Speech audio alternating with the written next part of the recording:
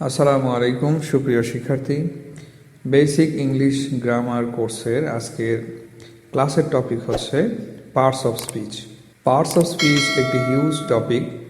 এর প্রধানত ৮ প্রকার এবং প্রতিটি প্রকারেরই আবার নিজস্ব প্রকারভেদ রয়েছে। তো আমরা একসাথে সবগুলো পড়তে গেলে এলোমেলো হয়ে যাবে অথবা খুবই টাফ হয়ে যাবে। এজন্য আমরা পার্টস অফ স্পিচের যে প্রধান ৮ প্রকার সেইটা নিয়ে আলোচনা করব। এই ৮ প্রকার শেখা হয়ে গেলে পরবর্তীতে প্রয়োজন বোধে আমরা নাউনের প্রকারভেদ, প্রোনাউনের প্রকারভেদ, এভাবে প্রতিটি পার্টস অফ স্পিচের প্রকারভেদ পড়ব। Parts of speech huge topic, এটা এই কারণেই বলছি যে পৃথিবীতে যা কিছু আছে সব কিছুই এই পার্টস অফ স্পিচের ৮ প্রকারের কোনো না প্রকারের মধ্যেই পড়ে। পৃথিবীর কোনো কিছুই এই ৮ প্রকারের বাইরে নেই। তো শুরু করছি। পার্টস অফ স্পিচ পদ বা পদ প্রকরণ। সেন্টেন্সে ব্যবহৃত প্রত্যেকটি শব্দকেই একটি পার্টস অফ স্পিচ বলে। অর্থাৎ আমরা যদি কোনো সেন্টেন্স বলি বা লিখি, এর প্রতিটি অংশই কোনো না কোনো পার্টস অফ স্পিচের অন্তর্গত। পার্টস অফ স্পিচ প্রধানত ৮ প্রকার: noun, pronoun, adjective, verb, adverb, preposition, conjunction, interjection. Noun বাংলায় যাকে আমরা বিশেষ্য নামেই চিনি, যে ওয়ার্ড দ্বারা কোনো কিছুর নাম প্রকাশ করা হয় তাকে নাউন বলে। কোনো কিছুর নাম, ব্যক্তি, বস্তু, স্থান, প্রাণী, উদ্ভিদ, আমাদের দেখা অদেখা যে কোনো কিছুর নামই হচ্ছে নাউন। যেমন পেন, ডগ, বয়, ইটস।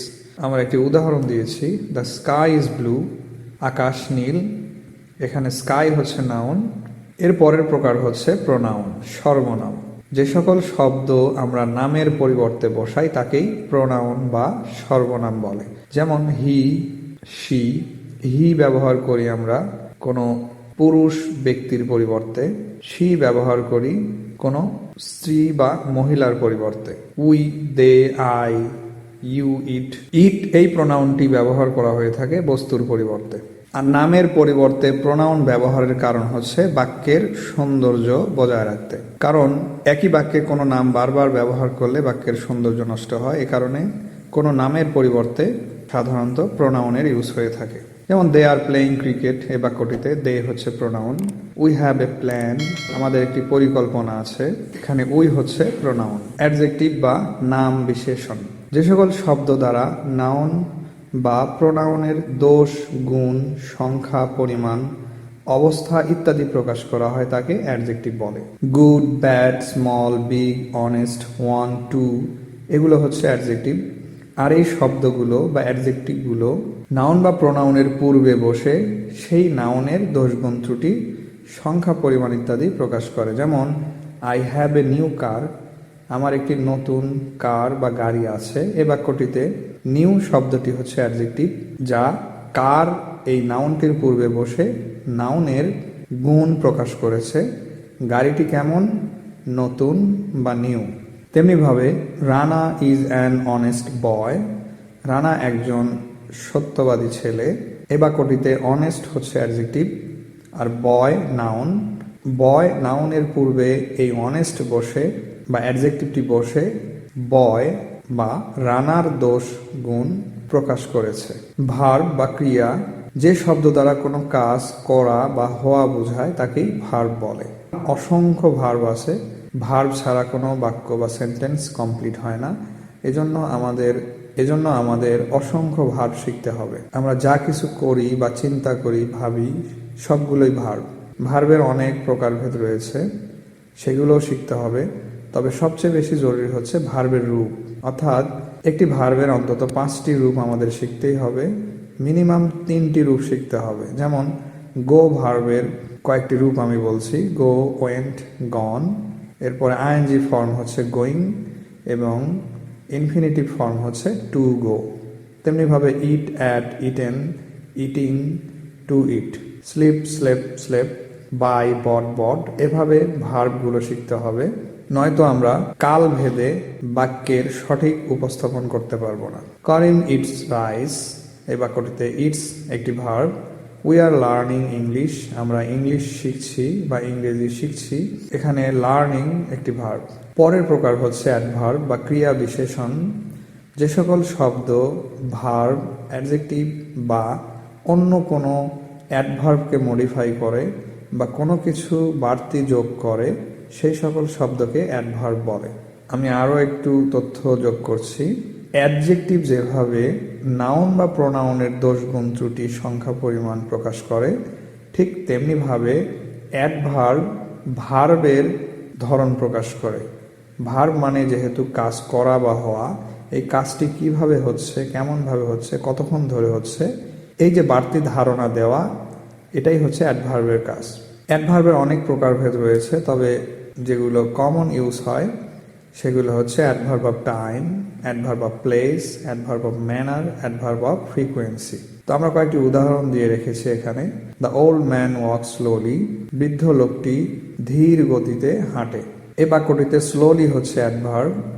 এই অ্যাডভার্ব ওয়াকস এই ভার্বটিকে মডিফাই করেছে, বা এই ওয়াকস ভার্বটির ধরন প্রকাশ করেছে। তেমনিভাবে হি ইজ ভেরি অনেস্ট, সে খুবই সৎ বা সত্যবাদী। এখানে ভেরি হচ্ছে অ্যাডভার্ব, আর অ্যাডজেক্টিভের পূর্বে বসে বাড়তি তথ্য যুক্ত করেছে। সে কেমন সৎ? অনেক বেশি সৎ, অর্থাৎ সত্যবাদী। এইটাকে আরো বাড়তিভাবে জোরালোভাবে উপস্থাপন করতে ভেরি অ্যাডভার্ব যুক্ত করা হয়েছে। আই উইল গো হোম, আমি বাড়িতে যাব বা ঘরে যাব। এই বাক্যটিতে হোম একটি অ্যাডভার্ব। এটি হচ্ছে অ্যাডভার্ব অফ প্লেস, স্থান। এভাবে অসংখ্য অ্যাডভার্বের ইউজ আমরা পাবো। আমরা পরের ক্লাসগুলোতে অ্যাডভার্ব নিয়ে বিস্তারিত আলোচনা করব। এরপরে পার্টস অফ স্পিচের আরও একটি টপিক হচ্ছে প্রিপোজিশন, পদান্বয়ী অব্যয়। যেসব শব্দ নাউন বা প্রোনাউনের পূর্বে অবস্থান করে সেন্টেন্সের অন্যান্য অংশের সাথে ওই নাউন বা প্রোনাউনের সম্পর্ক স্থাপন করে, তাকেই প্রিপোজিশন বলে। এক কথায় বলতে গেলে, আমরা যখন ছোট ছোট শব্দ যুক্ত করে সেন্টেন্স তৈরি করি, তখন এই শব্দগুলোকে একটির সাথে অন্যটির সংযোগ করতে আমাদের প্রিপোজিশনের ইউজ হয়। অসংখ্য প্রিপোজিশন আছে। আমরা প্রিপোজিশন ছাড়া কখনোই ইংরেজি স্পিকিং, রাইটিং শিখতে পারবো না, কারণ আমরা সেন্টেন্স তৈরি করতে গেলেই প্রিপোজিশনের প্রয়োজন হবে। এখানে বেশ কয়েকটি প্রিপোজিশন দেওয়া আছে, আমরা উদাহরণ দিয়ে দেখি। The book is on the table, বইটি টেবিলের উপরে আছে। এখানে টেবিল নাউন, এর পূর্বে অন ইউজ হয়েছে তার আগের বুক নাউনের সাথে সম্পর্ক যুক্ত করতে। তেমনিভাবে I came hair from Natore, আমি নাটোর থেকে এসেছি। এ বাক্যটিতে নাটোর নাউন, এর পূর্বে প্রিপোজিশন ফ্রম ইউজ হয়েছে।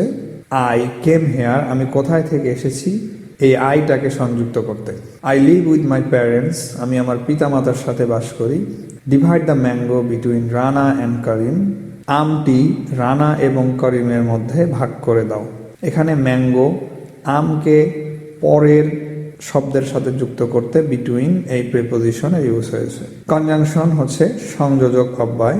যেসব ওয়ার্ড একাধিক শব্দ, বাক্য কিংবা ক্লজকে যুক্ত করে তাদেরকেই কনজাংশন বলে। অসংখ্য কনজাংশন রয়েছে, তার মধ্যে and, or, but, yet, for, নর, সো, বিকজ এগুলো বেশি ইউজ হয়ে থাকে। প্রিপোজিশন যেমন শব্দের সাথে শব্দ বা নাউনের সাথে নাউনের সংযোগ স্থাপন করে, আর কনজাংশনের কাজ হচ্ছে বাক্যের সাথে অন্য বাক্যকে যুক্ত করে, অথবা বাক্যের এক অংশের সাথে অন্য অংশকে যুক্ত করে। আমরা উদাহরণ দিয়ে দেখি। Mister Ali is poor but he is an honest man. এই বাক্যটিতে বাট হচ্ছে একটি conjunction. Mister Ali is poor, mister Ali একজন দরিদ্র। এটি একটি কমপ্লিট সেন্টেন্স। এর সাথে আরও একটি বাক্যকে যুক্ত করতে এই বাট কনজাংশনটি ব্যবহার করা হয়েছে।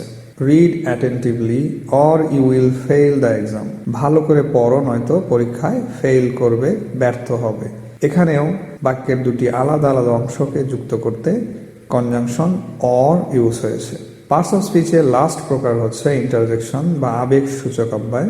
হঠাৎ করে মনের আবেগ কিংবা অনুভূতির কোনো পরিবর্তন প্রকাশকেই ইন্টারজেকশন বলে।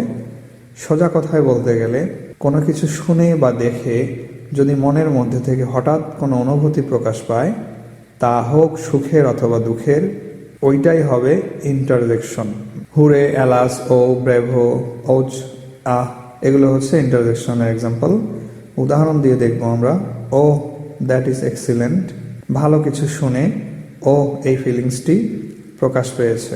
এরপরে oh wow I can believe my eyes, আমি কোনো কিছু দেখে নিজের চোখকে বিশ্বাস করতে পারছি না, এই জন্যে ও ওয়াও এই শব্দটি বা এই অনুভূতিটি আমার মন থেকে বেরিয়েছে।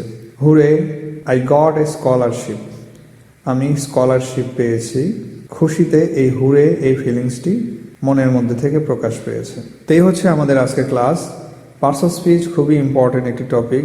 এগুলো ভালো করে বুঝলে আমাদের পরের যে টপিকগুলো আসবে বা অ্যাডভান্স লেভেলের যে গ্রামারগুলো আসবে সেগুলো খুবই সহজভাবে শিখতে পারবো।